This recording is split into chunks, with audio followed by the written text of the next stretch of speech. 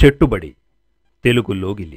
సుభాషిత రత్నాల్లో నుంచి ఈరోజు దొంగకు కూడా అలివిగానటువంటిది, దొరకనటువంటిది, ఇచ్చిన కొద్దీ పెరిగేటువంటిది ఏదైనా ఈ లోకంలో ఉంది.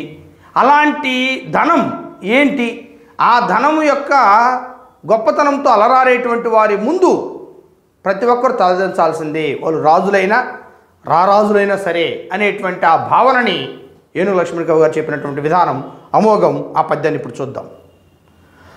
హర్తకుగాదు గోచరము అహర్నిశమున్ సుఖపుష్టి చేయు, సత్కీర్తి ఘటించు విద్యయను దివ్యధనంబు అఖిలార్ది కోటికిన్, పూర్తిగా ఇచ్చినన్ పెరుగు పోదు యుగాంతపు వేలనైన, భూభర్తలు తదనాదికుల పట్టున గర్వము మానుటప్పగన్,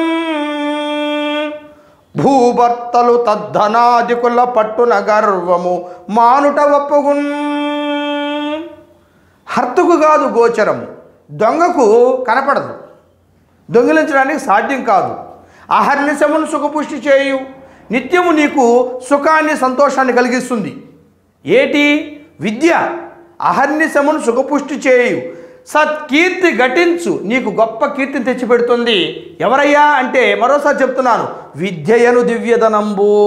ఈ లోకంలో దివ్యమైనటువంటి ధనం ఏదైనా ఉంది అంటే అది ప్రజ్ఞ, అంటే తెలివి, అంటే విద్య అనేటువంటిది.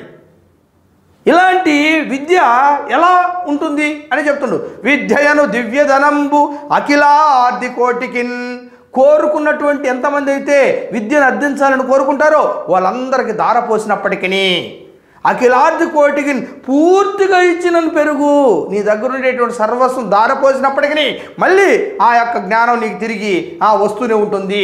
ఇచ్చే కొద్దీ పెరిగేది, తరగనిది అటువంటి ధనము ఈ యొక్క విద్యాధనము.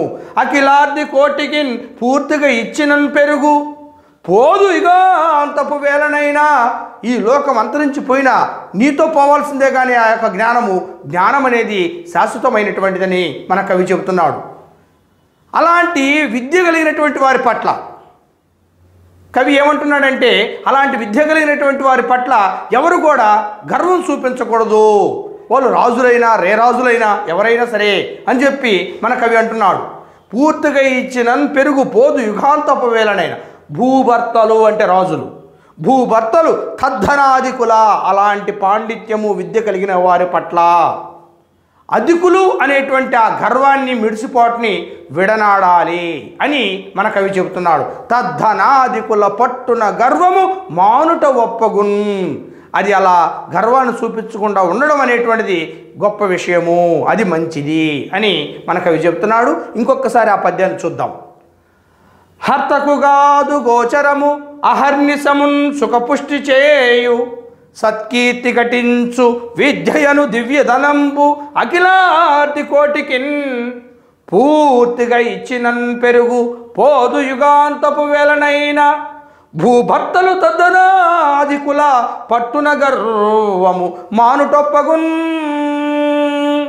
చెట్టుబడి తెలుగు లోగిలి.